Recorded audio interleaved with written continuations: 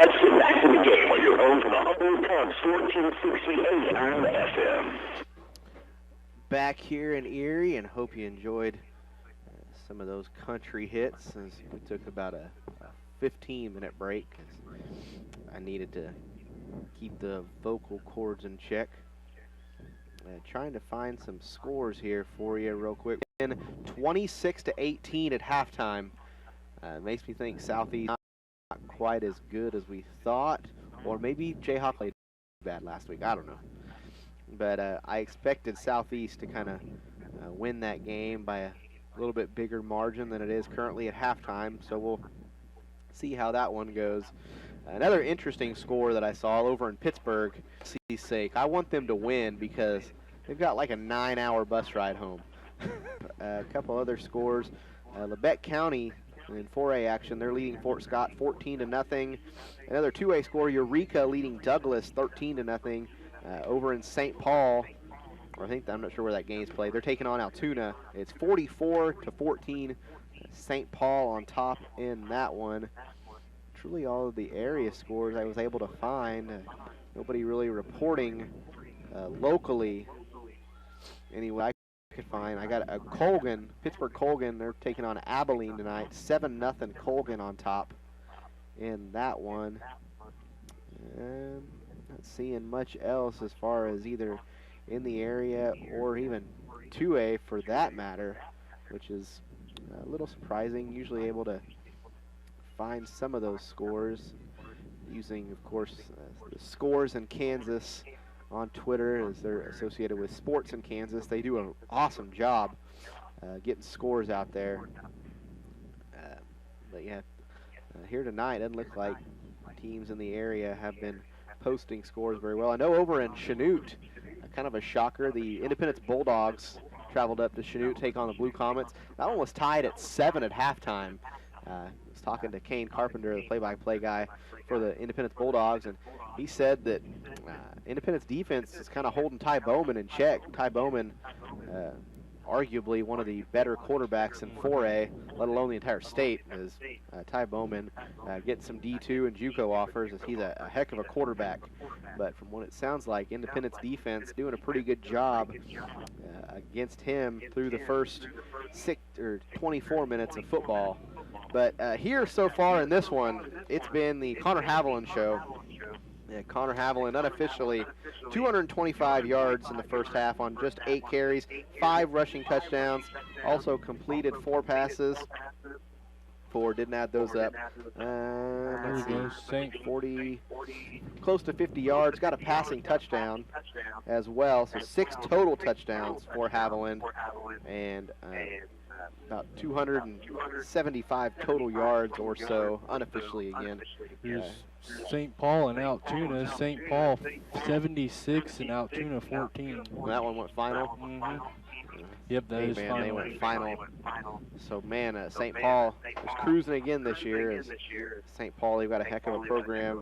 Jayhawk Lynn versus Southeast. Jayhawk Lynn 18-26, and that's at half. Yeah, last update I saw on that one. But, yeah. Get ready for kickoff. Humboldt's going to receive the kickoff. First time Erie kicking off tonight, and that Humboldt one moving right to left on your radio dial. It's one thing if you're going, if the kick goes out of bounds. That thing was out of bounds. I mean, that one almost landed on the track. That was not a good kickoff for Erie. So that'll give Humboldt the ball at the 35-yard line, unless they say the ball went out of bounds before the 35-yard line. It's at the 35-yard line. Well, but if it went out of bounds before the 35, they'll spot it. Did. And actually, Humboldt going to tell them, you know what, scoot it back 5 yards and kick it again. Humboldt wants to see what their kick return team can do, as the athletes that this Humboldt team has. Anybody can take it to the house on any given play, it seems like. So they're going to move her back 5 yards and see if they can give somebody. We've got Jackson Akins, Gunnar Elder, and then Cooper J-Row, the deep man, the deepest man, to return these kicks. So Erie going to tee it up from their own 35 this time. We got number 80 kicking. It'd be Riley Hayes. 6'3", 150. Just a sophomore. Good high kick, and this one's going to be fielded. That's Akins. And Akins to the right side. And he's gone. What a call by Coach Wyrick, as he said, you know what, scoot him back 5 yards and kick it again. And it pays off as Jackson Akins takes it to the house, and we do. I was going to say 30. I looked up at the clock and saw 30 seconds. There is a running clock. That took about 12 seconds. So unofficially, with the penalty and all that, we'll say it was about 10:48 when that touchdown was scored. But 56-0, 6-0 here in the third quarter alone, and the offense never touched the field. Humboldt going to go for 2, and Gavin Page will be the quarterback. Yeah, they got Connor Havlin out. They're going to save him, give Gavin Page a chance to make something happen. High snap to Page, gives to J-Row, and J-Row cut down immediately, so the conversion no good. Nonetheless, 56-0, 9:40 to go. We're going to take 30 seconds. You're listening to Humboldt Cub Football on AM 1460, 99.9 FM, and KKOY.com. My grandpa started small, real. Back then, he didn't have much to start with. It was a lamb and mule and a sack of seeds, but he made it work. My family was a local work with 3 generations since. Then it all started from the seed. In farming, everything starts with a seed. At Community National Bank of Trust, we've got the seed you need to get started. Take pride in your work, and we take pride in helping. Let's get back in the game on your home for the Humboldt Cubs, 1460 AM and 99.9 FM. Back here in Erie, as the Humboldt Cubs have taken a 56-0 lead, and the best thing to happen was probably the penalty and the conversion, because we've wasted almost 4 minutes, and there's yet to be an offense come out onto the field, as it's going to be essentially 16 minutes until the ball will be picked up at the 15-yard line, and Cubs everywhere down there to make the tackle. He's going to make it to about the 21-yard line. That's where Erie will take over, and anxious to see if they don't put in a different. He was handling the quarterback duties before, and Matthew Vale getting the call from the sideline and bringing that one into Ruark.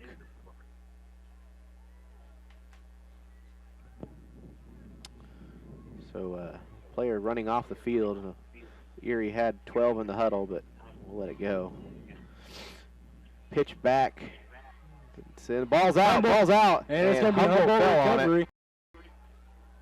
See who that was. That'd be number... Yeah, ball carrier was number 22, 82. Tyler Pascarelli. Going to be number 82, Trenton Heiser. Right, good job by Trenton to fall on that as it hit the ground, and he immediately just dove onto the ball. So Humboldt going to take over at the Erie 27-yard line, and what seems to be a broken record from me, taken over in Erie territory. So Humboldt offense going to be out there. Gavin Page going to lead the offense. Cooper J-Row, the back behind him. 3 receivers to the far side. High snap. Give to J-Row. That looked like a tough. So Page getting the call from the sideline. Offense breaks the huddle. Same formation as before. 3 receivers to the far side. Page shotgun set. It's going to be to the outside. Reception on the season. Number 55, Tanner Smith from the stop for the Erie Red Devils. Ball is placed at the 23-yard line. It's going to be 3rd and 5. 5:20 left on the game clock. This is the time when I wish Humboldt would go under every once in a while. Going to be 4 and 1 on the 17-yard line. Looks like it's going to be a short one.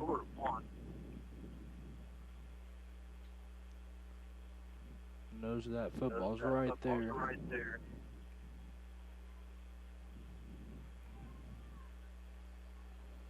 So Page, shotgun set, 2 receivers each side.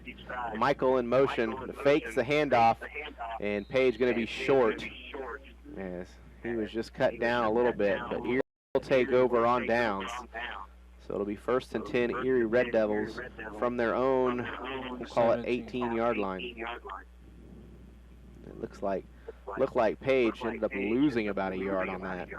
The hole was there, and it looked like he just got tripped up right as he was hitting the hole down quickly.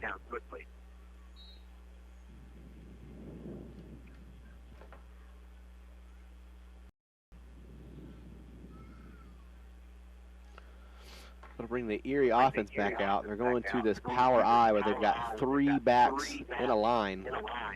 Handoff goes to tail. Bear Cubs. Nonetheless, never really been there before. Same formation for Erie, and they're looking to throw as they've got, man, they were going to a screen play to one of the shorter running backs, and Trenton Heiser almost had that interception, but it was just a little short from that dive. Ball was kind of just thrown out into no man's land. It could have been intercepted. They're left 3rd and 14 for the Red Devil offense. On their own 14. Be 2:25 left in the game clock. 56-0.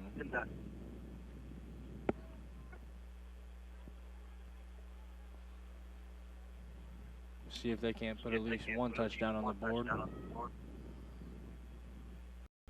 So, run to the right side, trying to make something out of nothing, and they're going to just end up making nothing out of nothing.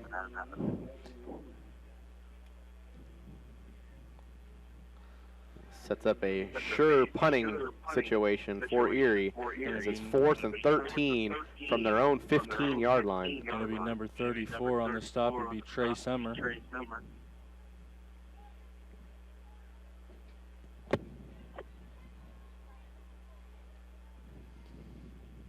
So that will put. Going to be 4th and 13. Punting. Ruart going to punt.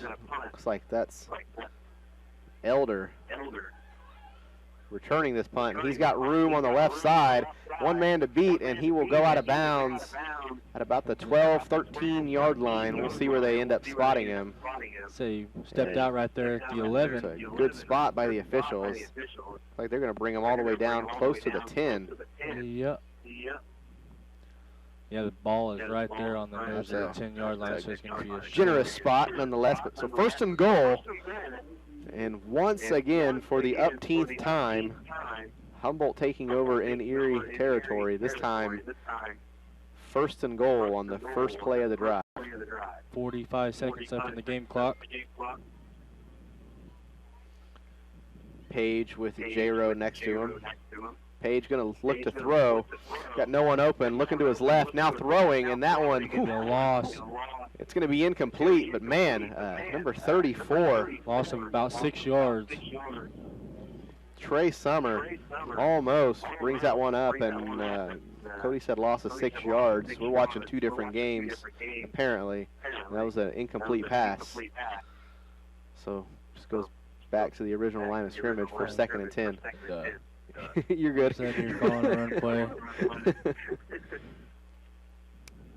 Page going to give to Cooper J-Row. J-Row going to the right side, and J-Row driving his feet. Picks up about 5, but that'll do it for the 3rd quarter. We'll switch ends as we begin the 4th quarter. 12 minutes of football to go. Humboldt Cubs lead 56-0 over the Erie Red Devils. We're going to go ahead and take a 30-second timeout. You're listening to Humboldt Cub football on AM 1460, 99.9 FM, and KKOY.com. Whether it's a family night out or dining at home, Opie's Family Restaurant has your menu covered. They offer a delicious variety of food on their daily buffet with a fresh salad bar, pizza, roasted chicken, mashed potatoes and gravy, and so much more. And don't forget their awesome selection of sandwiches, a favorite of the Cubs team. If you have the pickiest of eaters in your family or want to try something new, come dine with us at Opie's Family Restaurant in Humboldt and Chanute.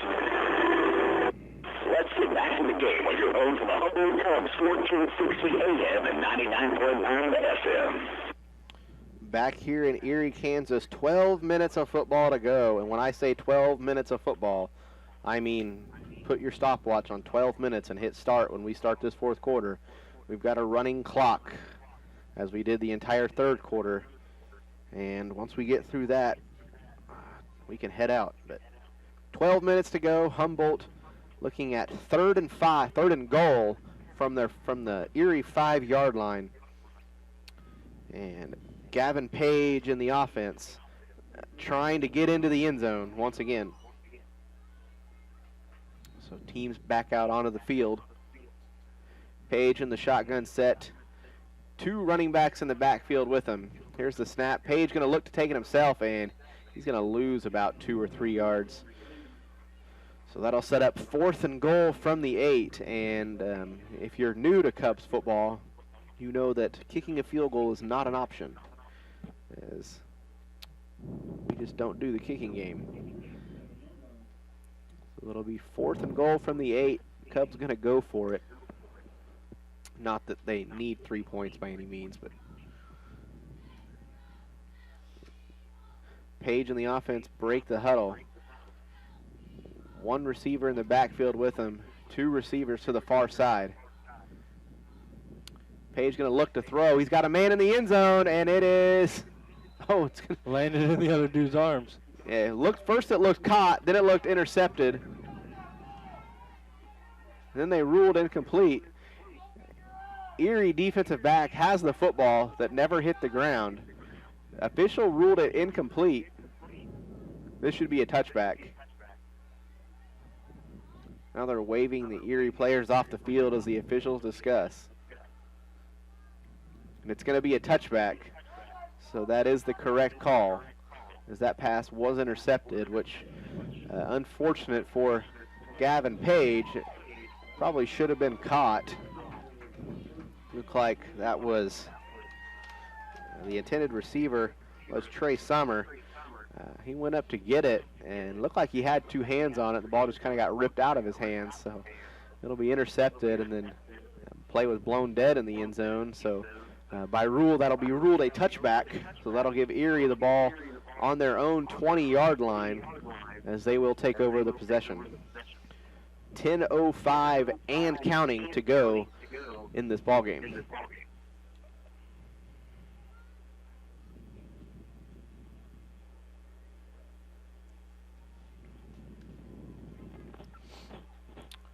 So Cubs, a couple of turnovers in this game actually.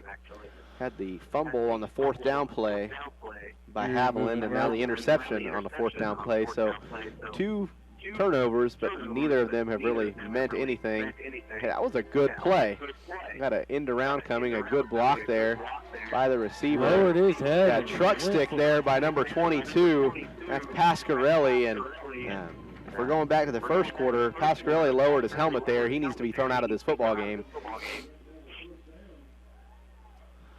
I thought it was a good play, but I'm just going by the way the game's been called. From the beginning. Kind of like basketball, you have to adjust the officials, and if we're doing that here, it should have been an ejection, but nonetheless, it'll be a heck of a run. And now Erie going down the sideline, and Erie's going to take this one to the house. And just like that, we got a flag on the... We do have a flag, and I'm going to wonder if this is an illegal formation, an illegal motion. Yeah, the flag was thrown right when the play started. See what the illegal formation. And that's going to be on the Erie Red Devils. For Erie, there's no other way to say this. That sucks. Yeah, because they made, I mean, they got points on the board, but don't do nothing when you got that flag. That was a 65-yard touchdown. No that got marked off because some guy probably didn't take a step backwards before the ball was snapped. Coaches are not happy we got about that. Timeout taken by Erie, so that actually will stop the clock. We're going to take 30 seconds with them real quick. You're listening to Humboldt Cub Football on AM 1460, 99.9 FM, and KKOY.com.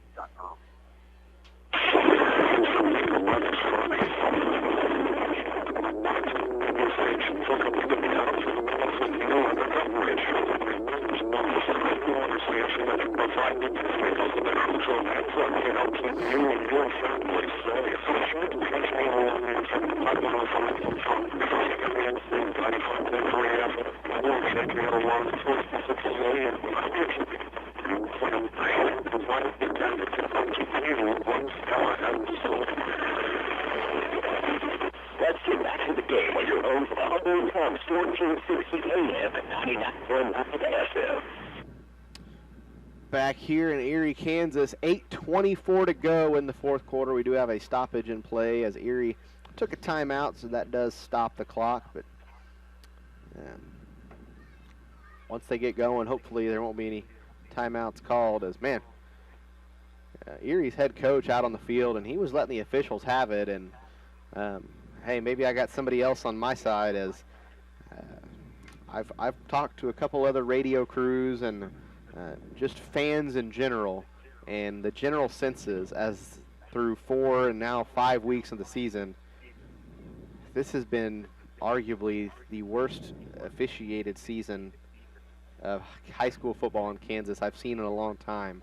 It's been rough out there for some of these officials, and I know they have full-time jobs and they come out and do this too, but these kids deserved to, I mean, they go out here and they bust their tails all summer. They deserve to have not the best, but good officials and fair officials. Fair officials, man. And there's just been some rough calls. I mean, going back just to that interception in the end zone, there's 5 of them out there, and it took them 30 seconds to discuss to realize that, you know what, the ball didn't touch the ground. Actually, the guy caught it cleanly, and it didn't even go below his waist. How on earth that was ruled an incomplete pass by 5 officials, I don't know.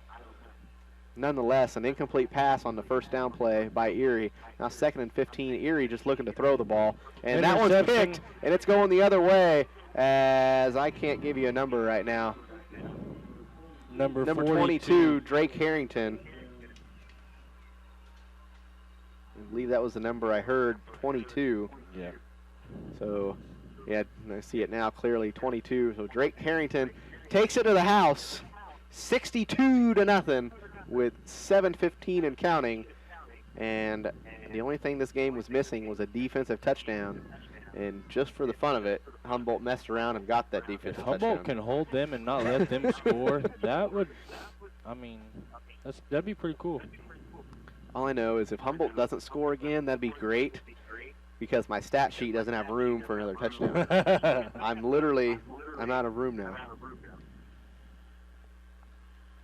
2-point conversion. Page going to throw, and he's got Summer out there. Conversion is good. So with 6:38 and counting, Humboldt leads 64-0. We're going to take another 30-second break. You're listening to Humboldt Cub Football on AM 1460, 99.9 FM, and KKOY.com.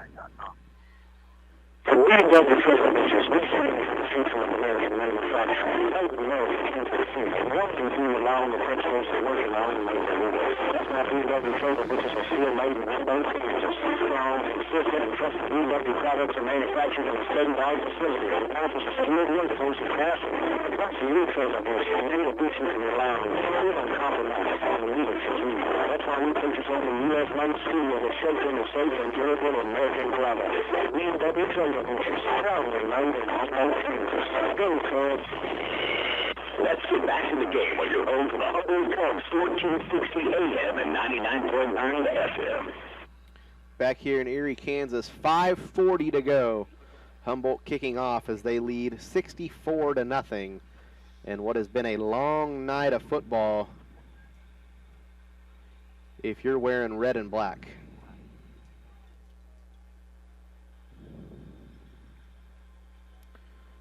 If you're wearing orange pants and white tops and a black lid, it's been a pretty fun night of football.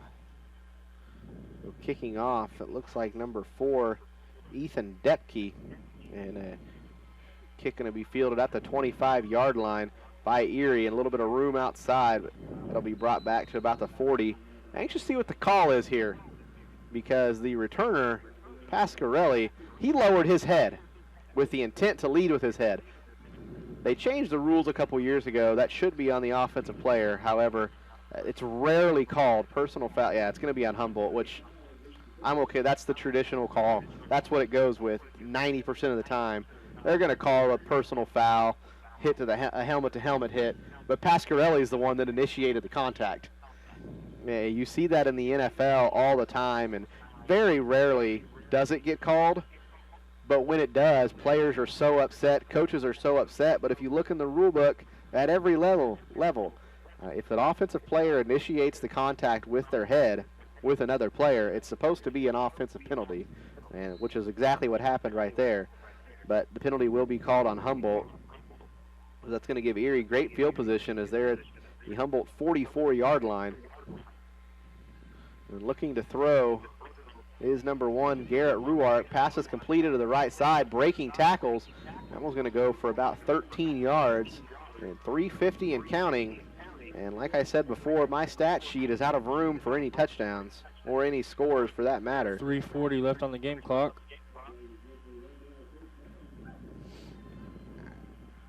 Starting the fourth quarter over in Chanute. Independence and Chanute knotted up at 14 apiece. It'd be a heck of an upset if the Bulldogs could pull that off.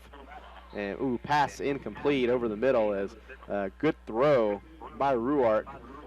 Intended receiver, can't tell the number. Looks like a single digit. But again, these jerseys aren't the easiest to read. Looks like number 5.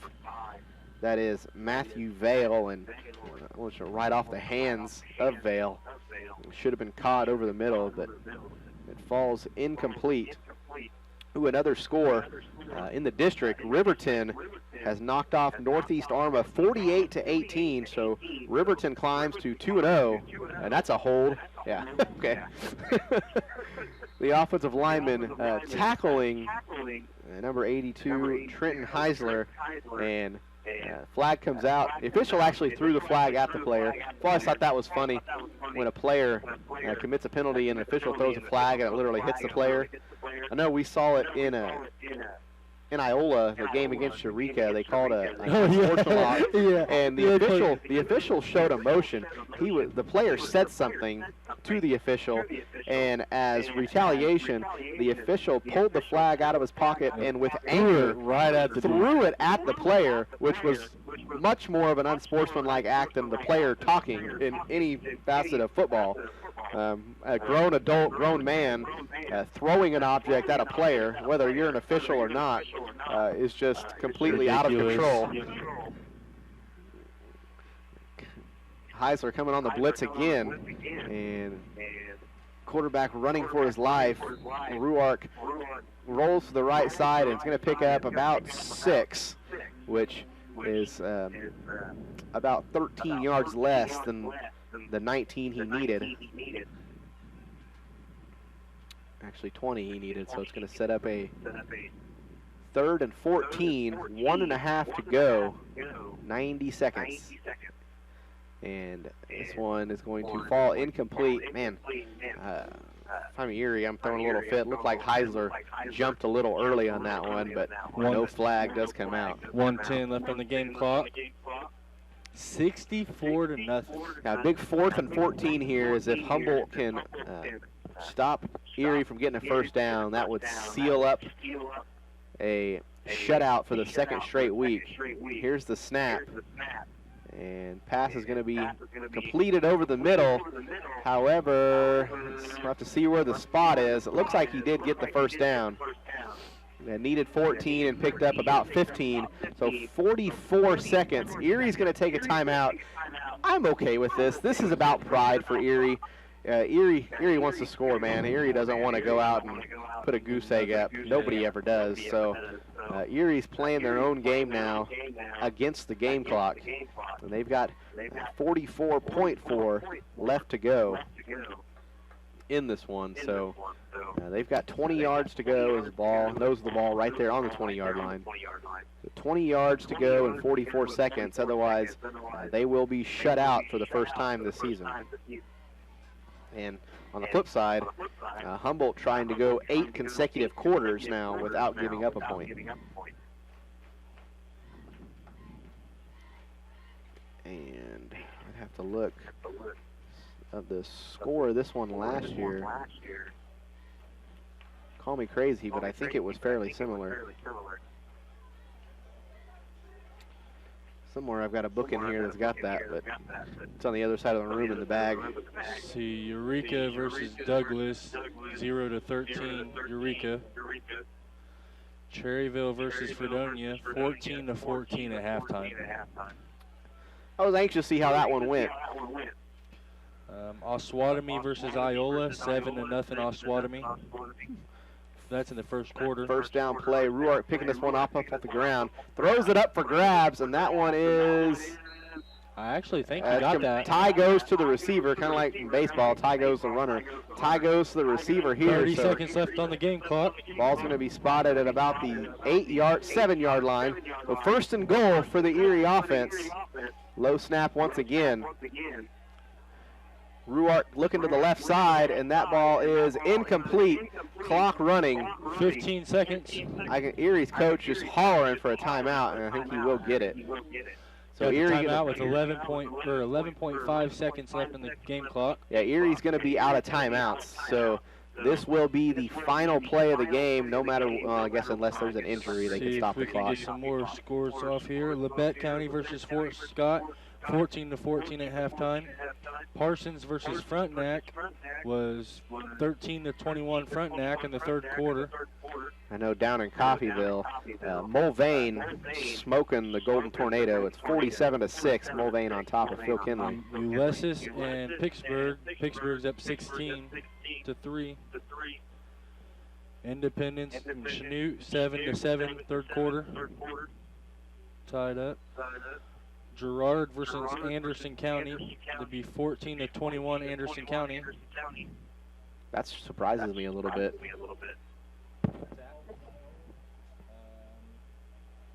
Last we saw, Iola was up 7-0. No, Iola's down 7. Oh, they were down 7-0. Yeah, Excuse me. Let's see. St. Mary Colgan versus Abilene. St. Mary Colgan's up 14-0.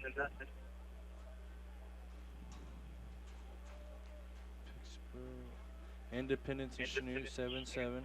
That one was tied at 14 going into the fourth quarter. So second and goal from the 8-yard line. Ruark looking to throw. This one's going to be picked off.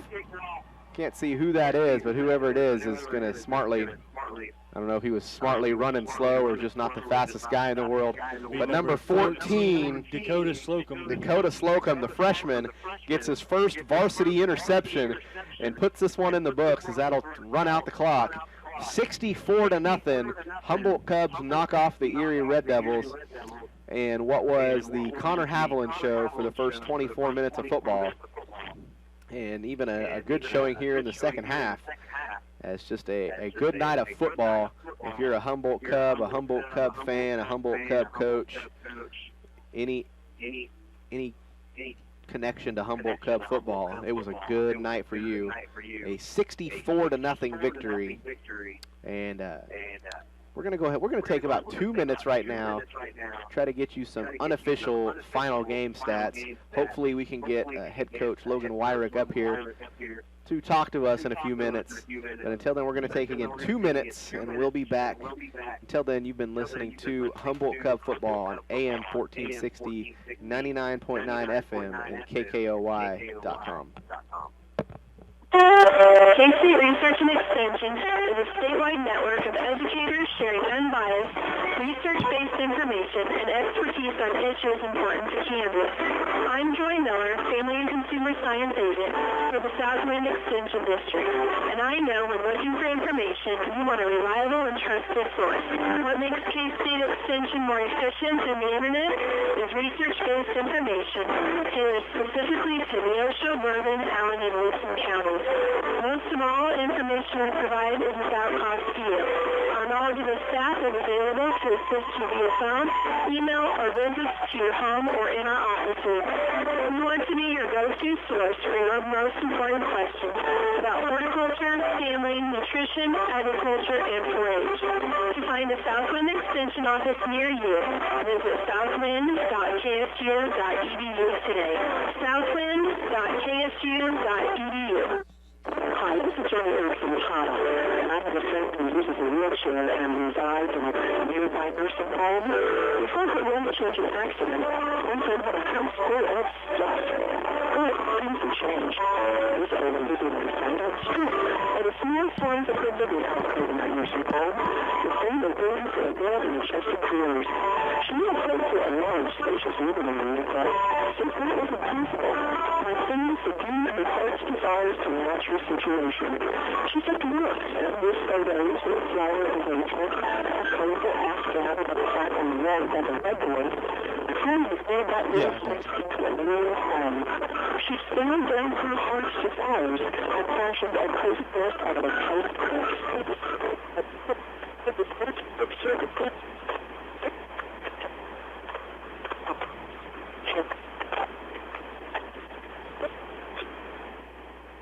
Let's get back to the game on your own for the Humboldt Cubs, 1460 AM and 99.9 FM. Back here in Erie, Kansas, your Humboldt Cubs again winning 64-0, and Cubs will move to 5-0 on the season, 2-0 in 2A District 1. Joining them at 2-0 was Southeast, I believe. Well, last I saw, Southeast had a comfortable enough lead that it appeared they would knock off Jayhawk Lynn, and also Riverton knocking off Northeast Arma. So next week, Riverton comes to Humboldt. So you'll have a pair of 2-0 teams in district next week, as Riverton will travel to Humboldt, and that'll be homecoming. Yep. In Humboldt, and then next week is senior night.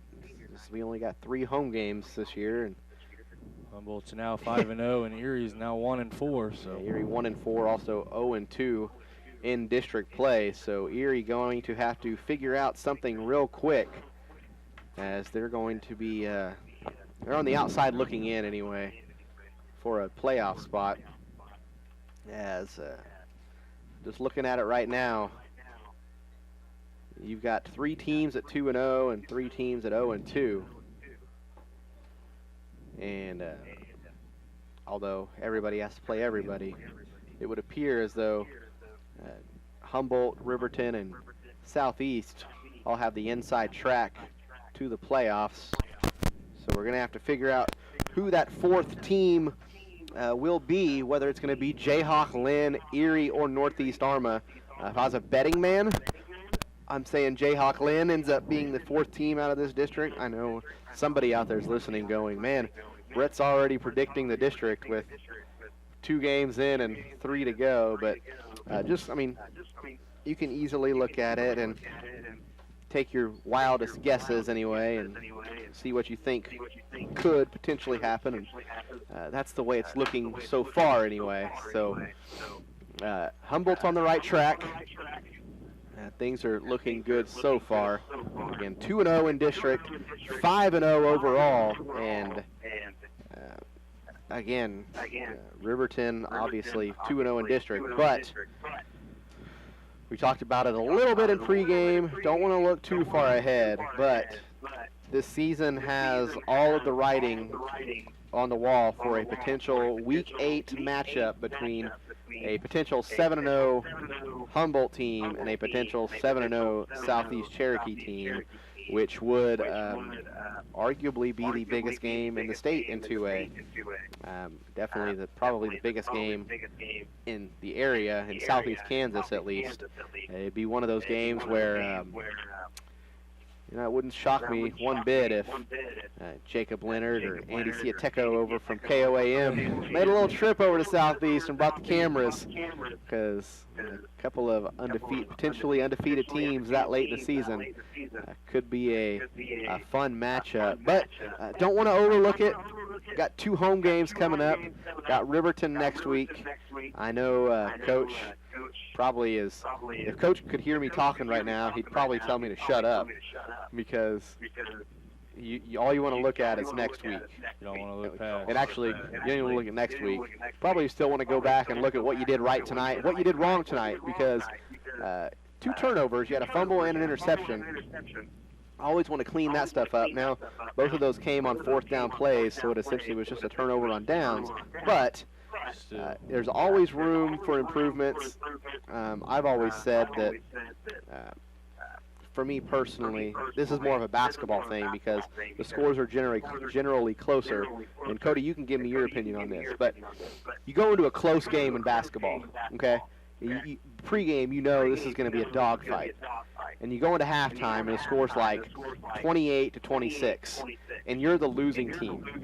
It is so much easier to be the team with 26 than it is with 28, because if you're winning at halftime, you're like, man, we're doing this right and this right and this right, and you have a 2-point lead. But if you're trailing by 2, it's easy to go in and say, man, we got to do this better, we got to do this better, we got to do this better. Yep.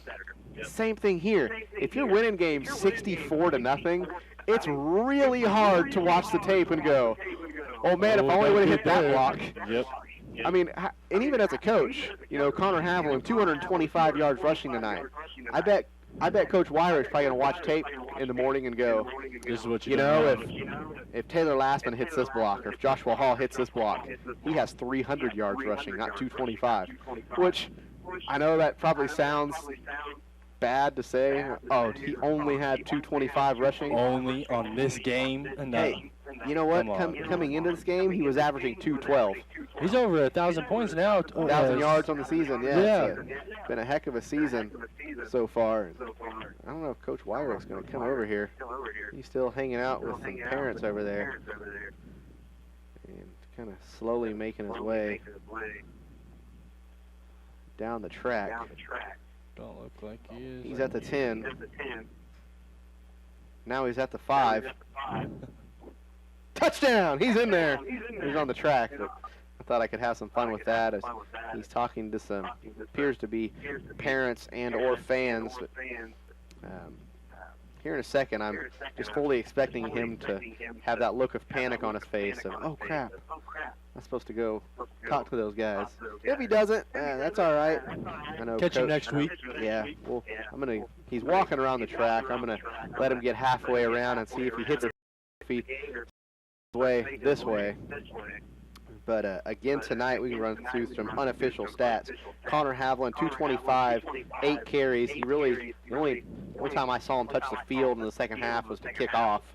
I didn't see him even out there on defense. Yeah, and he had a 28-yard touchdown pass to Jackson Akins, and then Jackson Akins also had a 75-yard kickoff return touchdown as well. Yeah, Akins a good night. Also, Gunnar Elder, his first carry of the season on the varsity level, he went for a 43-yard touchdown run. Coach went out the field. I think we'll have to catch him next week. week. Hit the gate. Yeah, we'll talk to Coach next week. We'll be at home against Riverton. So no doubt Coach will come up and talk to us. It'll be homecoming. If you can make it out, please do. It's homecoming. This needs to be the biggest crowd of the year. It's big game against next Friday night in Humboldt, mid-50s. I know that's a week away, but they're saying mid-50s. Right now next Friday. It's going to be a little chilly out there. So again, please come out. If you can't make it, we understand. Tune in at KKOY.com and catch us on the live stream because we're always going to be there. If you're in the area, you can catch us on 1460 on AM, also 99, or as Cody said, on the light. Want to thank all of our they've been great this season. We've tried to get all your ads out there. We appreciate everything you do. Without you guys, we couldn't do this. Speaking of sponsors, if you do have like a business or you do, I assume Cody agrees with me, but I never like to assume too much. But you that can't make it out there, and you guys want to catch the live stream or something, hey, it's all live stream. It's doing the play-by-play. It's right there. Yeah, we would love to broadcast. It's going to be relying on to do the pace we're going. We're still do need a little bit additional help, so if you can help, that is greatly appreciated. But for everybody that has helped through these first, my wife, she has done amazing all season. I think this has kind of been the smoothest night. So 5 weeks in, and she's working her tail